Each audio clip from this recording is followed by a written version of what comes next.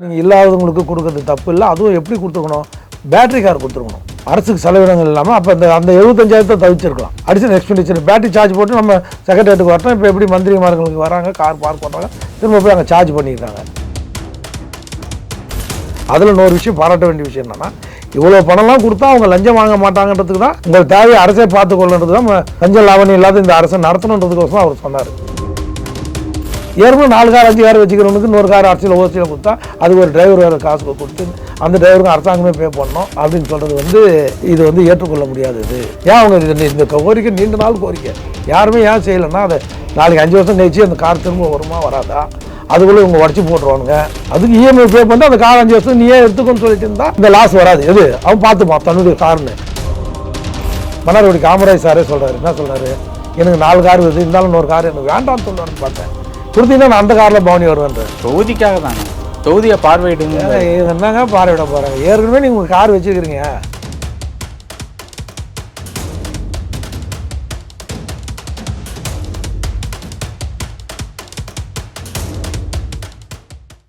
Real one நேயர்களுக்கு வணக்கம். இன்று நம்மளுடைய நேர்காணலுக்கு ஆவின் திரு வைத்தியநாதன் அவர்கள் நினைச்சிருக்காங்க. வணக்கம் சார். வணக்கங்க. சட்டமன்றத்தில் முதலமைச்சர் விஜய் அவர்கள் எம்எல்ஏக்களுக்கு கார் வழங்க போகிறதா ஒரு அறிவிப்பை கொடுத்துருக்காரு.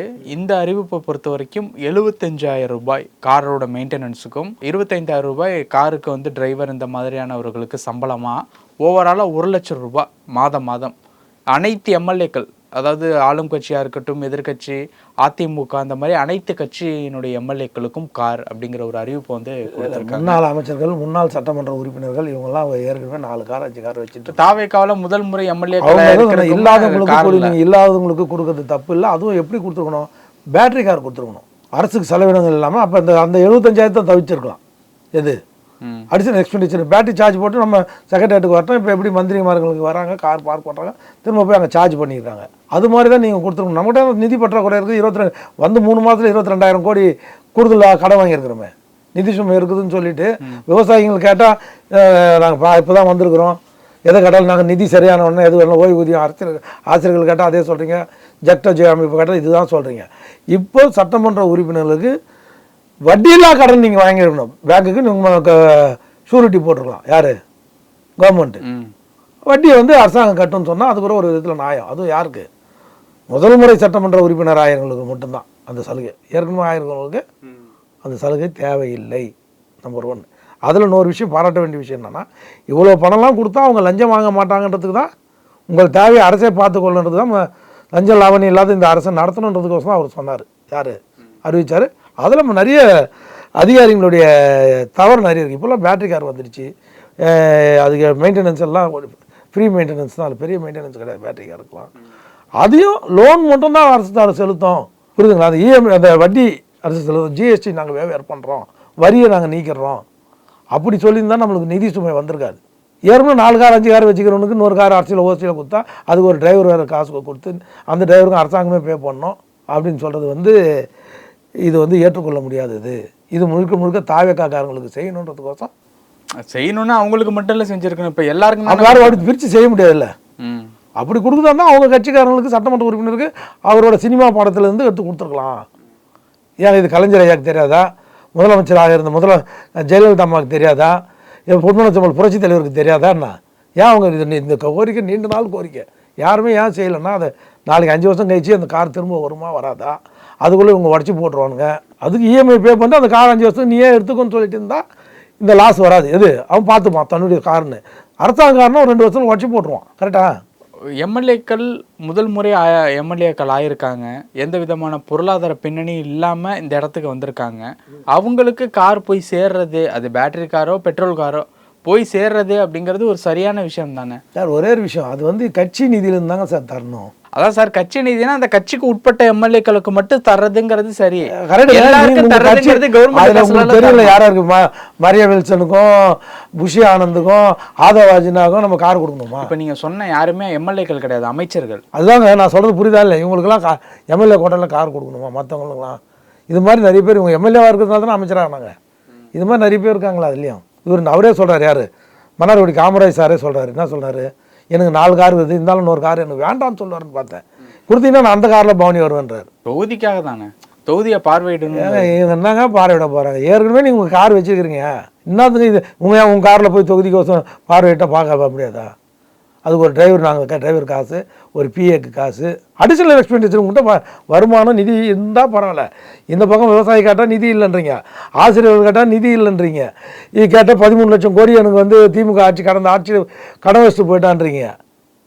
கரெக்டு தானே? இந்த தருணத்தில் அது தேவையான்றது தான் கேள்வி. அப்படியே அதுதான் உங்கள் கட்சிக்காரன் கொடுக்கணும் முடிவு பண்ணிட்டு இருந்தோன்னா, தாவேகா கட்சி ஃபண்டு இருக்குது, தாவேகா கட்சிக்கு முதல்வர் வர பல ஆயிரம் கோடிக்கு அதிபதி, அவர் ஆதரவாளர் பல ஆயிரம் கோடிக்கு அதிபதி. அவங்களாம் வந்து இல்லாத எம்எல்ஏங்களுக்கு ஸ்பான்சர் பண்ணியிருக்கலாமேன்றது தான் என்னுடைய தாழ்மையான வேண்டுகோள். அரசாங்கம் கொடுக்கணும்னு அவசியம் இல்லை. இதை பாட்டு பாடி வர கொடுத்ததெல்லாம் கொடுத்தா இந்த பாட்டு பாடி இது வந்து ஏற்புடையது இல்லை. இதை வந்து சட்டமன்றத்தில் அத்தனை பேரும் எதிர்கட்சிகள் எதிர்த்துருக்கணும். எதுக்காமல் இருந்தது தப்பு. புரியுதா? அரசு சிக்கலும் லஞ்ச லாவணியத்தை ஒரு பக்கம் தடுக்கணும், இன்னொரு பக்கம் ₹1 மிச்சம் பண்ணால் ₹1 சேர்த்தா மாதிரி. கரெக்டு தானே? ₹1 நம்ம செலவில் மிச்சம் பண்ணால் நம்ம ₹1 சேமித்தா மாதிரி தானே அர்த்தம். அதை செய்யணும், ரெண்டுமே பண்ணணும். அரசு இந்த ஓட்டையும் அடைக்கணும், ஓட்டையும் அடைக்கணும், அதே டைமில் நீ மிச்சமும் பண்ணணும். இந்த பக்கம் அல்ல. இப்போ அங்கே வடசென்னையில் ஹாஸ்பிட்டலே இல்லையா? பெரம்பூரில் சொல்கிறீங்க? நான் குளத்தூருக்கும் பெரம்பூருக்கும் எவ்வளோ டிஸ்டன்ஸ்? 2 தெருவுக்கு வித்தியாசம் இல்லை. ஏற்கனவே போதுமானாலும் குளத்தூரில் ஹாஸ்பிட்டலுங்க இருக்குது.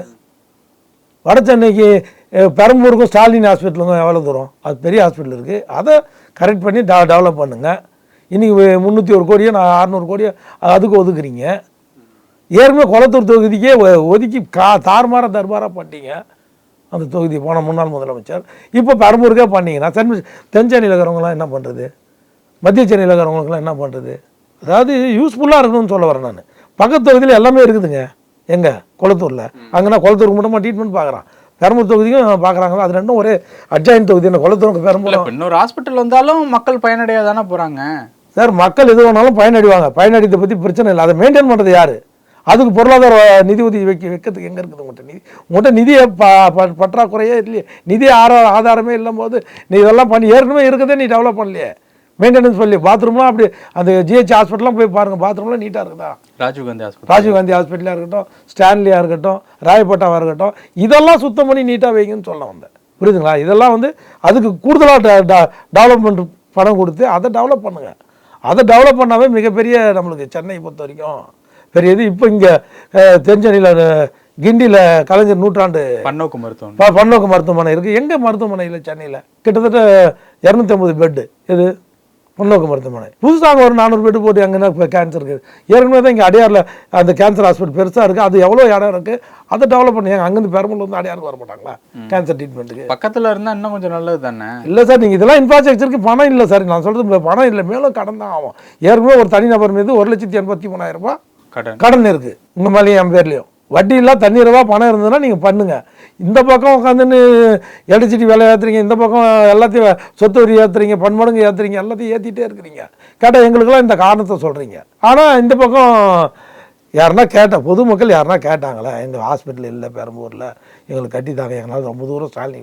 பெரம்பூர்லேருந்து ஒரே ஒரு ரயில்வே மேம்பாலம் சப்வே தானா ஸ்டான்லி.